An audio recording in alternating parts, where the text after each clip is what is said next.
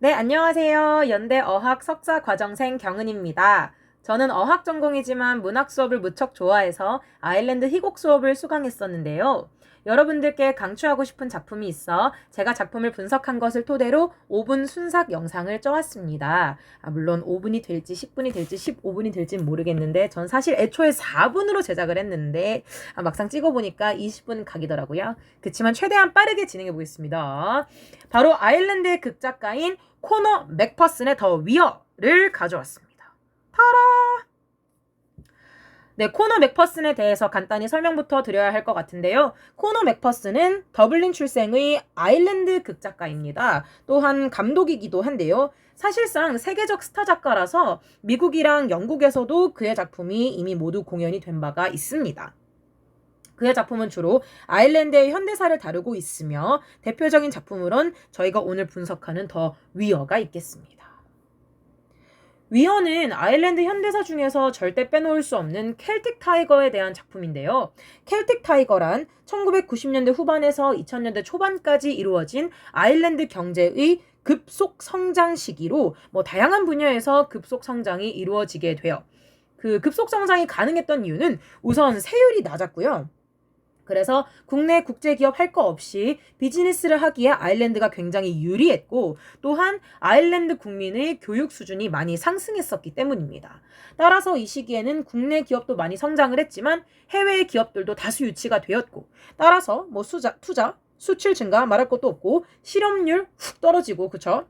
그리고 그러니까 실업률이 떨어진다는 것은 취업률이 올라가고 국민 소득도 동시에 상승을 하게 됩니다.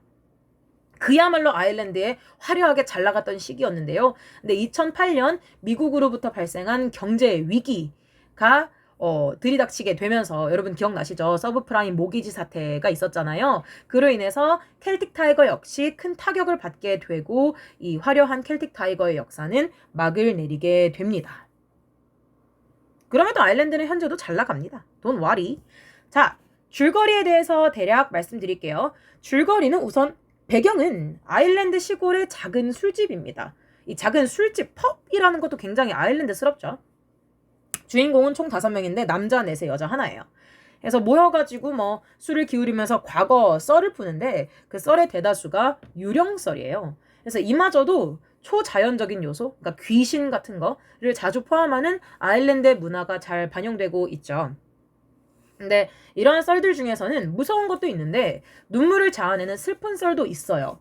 해서 5명이 이러한 썰을 들으면서 서로를 위로하고 힐링하는 시간을 가지기도 하는 그런 굉장히 으스으스하고 뭔가 스푸키하고 차갑기도 하지만 한편으로는 따뜻한 연극이기도 해서 굉장히 인간미가 넘치기도 합니다. 그래서 제가 좋아하는 이유기도 했는데 자, 썰이 되게 많이 나와요. 근데 저는 오늘 시간 관계상 총 3개의 썰만 여러분들께 들려드릴 예정입니다. 첫 번째는 바로 주인공 5명 중에 한 명인 잭의 썰입니다. 잭. 우리 잭의 썰로 시작을 하는데요. 그 마우라 닐슨이라는 사람이 있어요. 별로 중요한 사람은 아니고 그 유령썰을 풀기 위해서 꼭 말씀드려야 되는 사람인데 그 동네 주민이에요.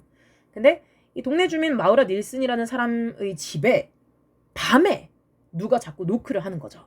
근데 그게 인간 손이 좀 닿을 수 없는 곳에 자꾸 노크를 하는 거예요. 가령 저기 문 위에, 아니면 저기 문 밑에. 그러니까 상식적으로는 그런데 노크를 하지 않잖아요. 그래서 뭐야 하고 가보면 또 아무도 없어. 그러니까 귀신인 거죠. 근데 알고 보니까 이 마우라 닐슨이라는 사람의 집이 원래 기존의 페어리 로드라는 자연물 위에 지어진 집이라고 해요. 그러니까 닐슨 집을 지으려고 페어리 로드를, 즉슨 자연을 파괴했던 거죠. 그래서 여기 살던 요정들은 무슨 날벼락이겠어요. 페어리 로드, 그러니까 말을 들었을 때 알겠지만 거기 요정들이 산단 말이죠.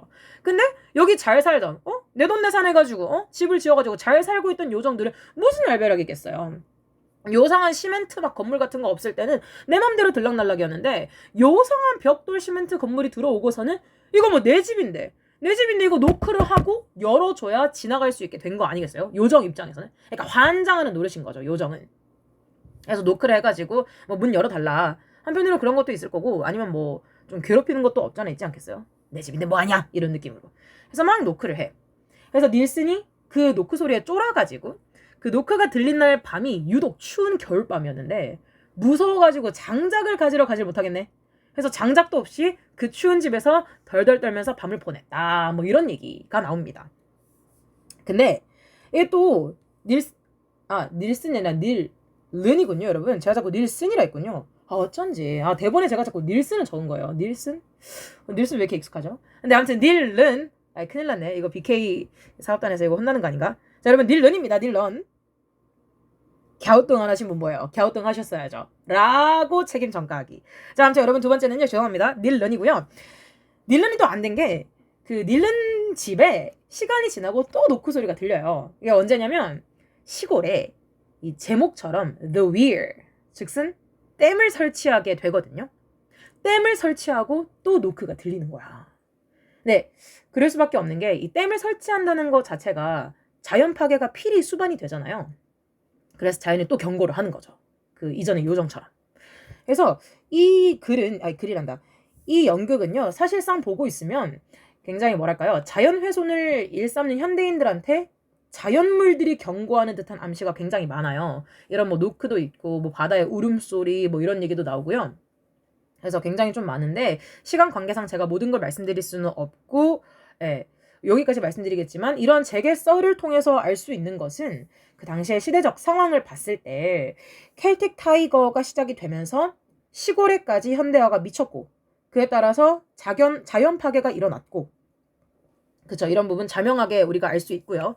또 뿐만 아니라 그 아일랜드 사람들이 땅에 관련해서 가지고 있던 가치가 사멸하고 있는 모습도 우리가 목격을 할 수 있습니다. 그러니까 원래 땅이라고 하면 굉장히 아일랜드 사람들이 소중히 여기고, 그죠?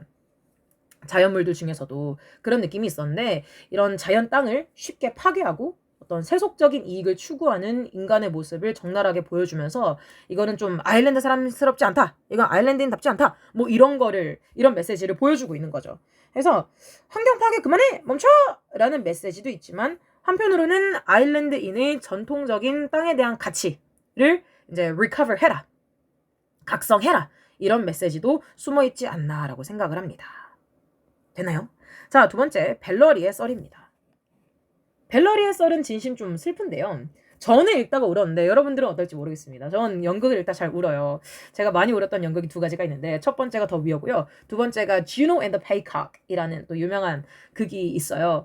많이 울었던 기억이 납니다. Anyway, 자, 벨러리 썰은 좀 슬픕니다. 눈물 장전하시고. 레고. 발레리라는 두 번째 이제 주인공의 썰입니다. 5명 중에 그 유일한 여성애입니다. 홍일점인데, 이 발레리는 더블린에 살던 여자예요. 지금 시골 펍에 내려와서 뭐 노가리 까고 놀고 있지만 사실은 더블린 출신의 여성이고요. 더블린에서 남편 다니엘과 함께 맞벌이를 하면서 살아가는 워킹맘이었어요. 스라에는 자녀 1명, 니암이 있습니다. 니암이 좀 어려요. 한 7살인가 8살 정도밖에 안 되거든요. 근데 이 니암이 어느 날 하루 수영 수업에 갔다가 사고로 수영장 벽에 머리를 부딪혀서 죽게 돼요. 근데 이게 좀 눈물이 나는 게, 발레리가 이날 아침에 니암한테 뭐라 했냐면, 니암, 우리 니암이가 수영 좋아하는데, 니암이 실제로 수영을 좋아해요. 즐기거든요. 우리 니암이 좋아하는 수영 오늘 잘 하고 있어? 엄마가 니암이 수영하는 모습 꼭 보러 갈게 라고 약속을 해요. 근데 해놓고서 일이 바빠가지고 뒤늦게 도착하게 되는 거죠. 근데 이미 사고가 난 후였고 딸이 죽은 후였던 거야. 근데 이 묘사가 진짜 슬퍼요, 여러분. 제가 지금 당장 이 텍스트를 읽고 있지 않은데도 이 떠올리는 것만으로도 굉장히 슬프거든요. 제가 너무 슬퍼가지고 줄 그는 걸 또 이걸 또 잊었네. 근데 아무튼 해서 코끝이 굉장히 찐해지는데요. 이 사고 직후에 현장에 도착하게 돼요. 됐는데 딸의 입술이 파래진 걸 보고 직감적으로 딸이 죽었음을 알게 되고, 이 발레리가 딸에게 작별 인사를 합니다. 이게 속삭여요. 엄마가 딸 뭐 많이 사랑해 이러면서. 근데 이게 절규하는 게 아니니까 더 슬펐어요, 뭔가. 근데 현실에서는 또 절규를 안 할 수 있을까? 저러면 미쳤을 것 같아요. 나도 그냥 막 벽에 막 머리를 찧었을 것 같아. 그놈의 돈이 뭐라고 하면서 막 모르겠어. 아무튼 너무 슬픈데 아무튼 그랬는데, 이제 니암의 장례를 다 치르고서 무슨 정신으로 치러온지도 몰라. 근데 어쨌거나 치르긴 했어요. 치르고 이제 벨러리가 침대에 힘없이 누워있어요. 근데 전화벨이 자꾸 울려, 집에. 그래서 받기 싫은데, 근데 받았어요, 어쨌거나. 근데 웬걸 수화기 너머로 죽은 딸의 목소리가 들려오는 거야. 근데 딸이, 엄마, 나 할머니랑 있는데 여기로 나 좀 데리러 와. 데리러 와 이러는 거지. 할머니 살아 계세요. 아까 얘기했잖아. 말씀드렸지만 그 맞벌이 부부라 가지고 맞벌이 부부는 제가 말씀드렸죠. 그래서 보통 이제 할머니한테 그러니까 어머니께 시어머니께 애를 자주 맡겼어요. 그래서 아무튼 딸이 엄마 나 할머니랑 같이 있는데 데리러 와 이러는 거지. 그래서 발레리가 딸이 죽은 걸 알면서도 엄마 지금 갈게 이러면서 그 침대에 있던 잠옷 바람으로 차를 끌고 미친 듯이 딸이 있는 곳으로 가요. 막 울면서. 이 부분이 진짜 슬퍼요, 여러분.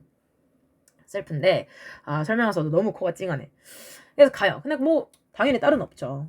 없고 이 얘기를 남편한테 하는데 남편이랑 시댁 식구는 발레리한테 정신 차려라. 어떻게 그럴 수가 있냐. 그런 일은 없다. 라고 하는데 발레리도 나도 딸이 간 건 안다. I know she's gone. gone이지만 근데 어쨌거나 딸의 목소리로 전화가 왔다. 이거 어떻게 설명할 거냐. 그래서 막 이제 좀 어떤 의견 충돌이 있어요. 이걸 길게 설명하진 않지만 충돌이 있습니다. 이 남편이랑 시댁 식구가 이 부분에 대해서 공감을 해주고 위로를 해주지 않아요. 그래서 뭐 명시되어 있진 않지만 발레리가 이제 그렇게 해서 남편이랑 쫑을 내고 더블린에서 이제 생활을 정리해가지고 시골로 와서 이 펍에서 착한 시골 아재들이랑 이야기를 주고받으며 힐링을 하고 있는 거죠. 그래서 여기서 우리가 또 볼 수 있는 시대적 상황은요. 말이 좀 빨라지는데 원래 저희가 7분 안에 녹화해야 되는 건데 너무 길어져가지고 휴. 하지만 여러분 어때요? 재밌으시죠?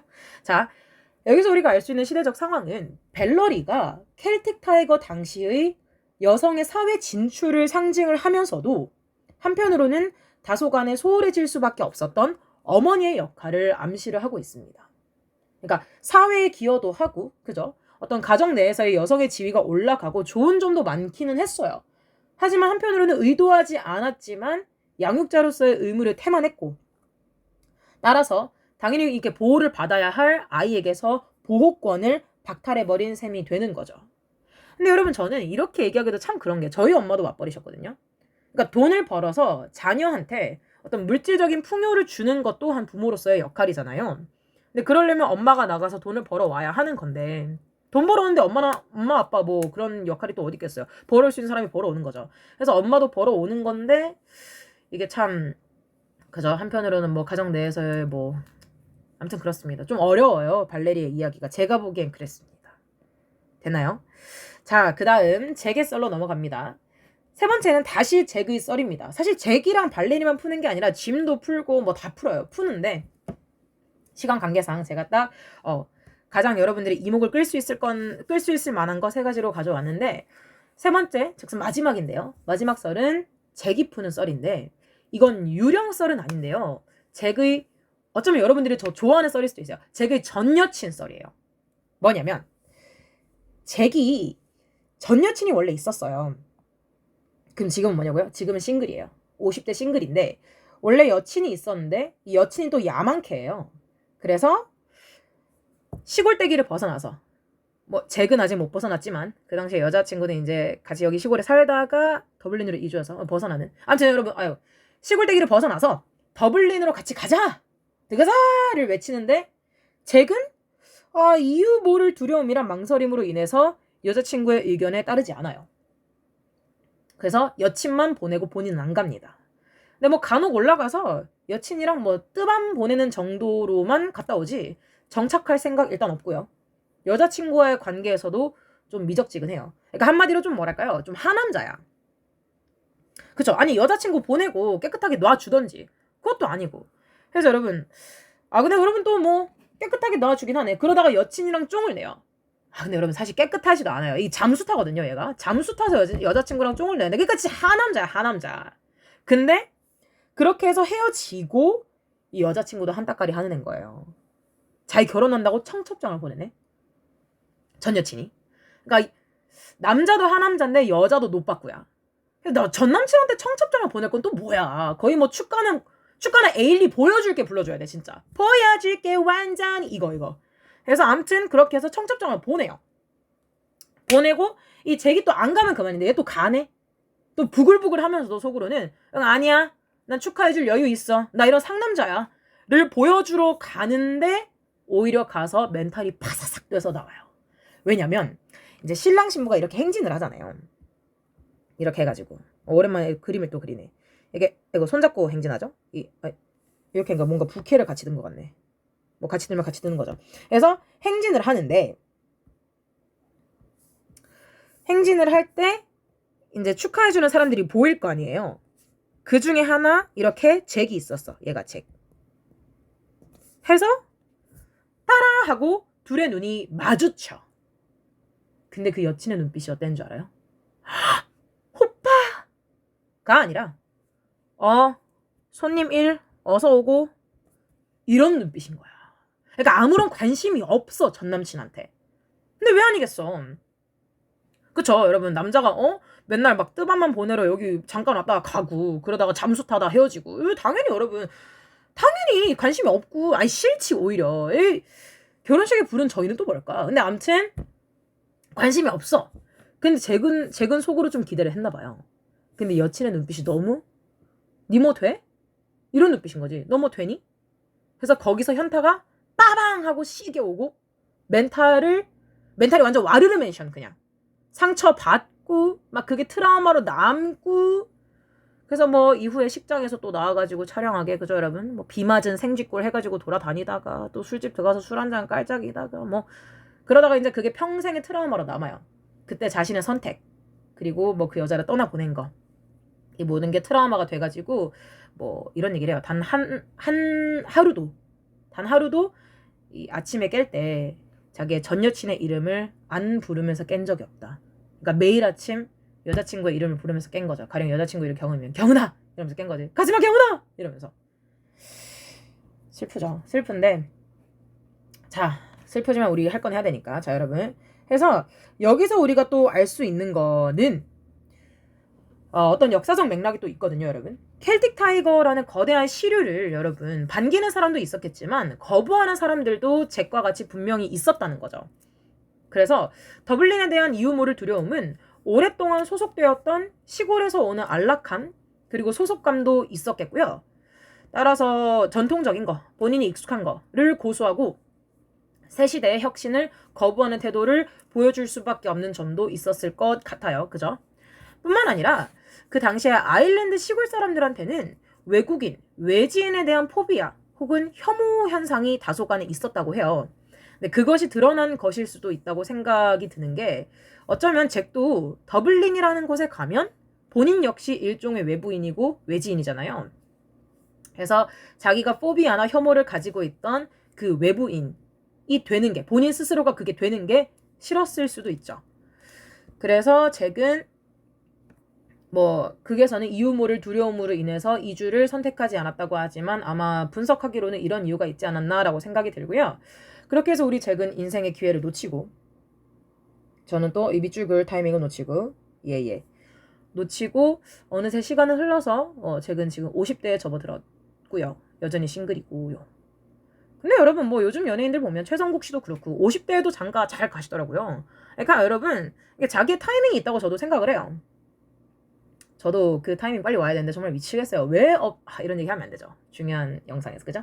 그래서 아무튼 우리 잭도 나름대로 사업하는 사람이니까 뭐 장가를 가려면 또 왜 못 가겠어요. 여러분 잭 사업하는 사람이에요. 그 조그만한 그 자동차 수리점을 하는데 뭐 조금해도 사장님은 사장님이잖아요. 그죠? 그래서 장가를 가려면 또 왜 못 가겠느냐. 사람은 다 짝이 있다. 집신도 짝이 있고 우리 잭도 뭐 짝이 있고 뭐 막이 내리고 난 후에 잭의 삶을 알 수 없지만 모쪼록 장가 가가지고 행쇼했다라는 행복회로 함께 돌려보면 좋을 것 같아요. 왜냐? 저는 그래도 잭이 좋거든요. 착한 사람 같아요, 잭은. 자, 아무튼 여러분 여기까지입니다. 해서 나름 들을만 하셨나요? 이야기가 재밌었다면 저는 2탄으로 돌아오겠습니다. 2탄엔 더 재밌는 게 많아요. 그래서 우선은 여러분 전 여기서 마무리를 하겠고요. 할 말이 더 많지만 We're Excited를 보여드리며 저는 이만 사라지도록 하겠습니다. 여러분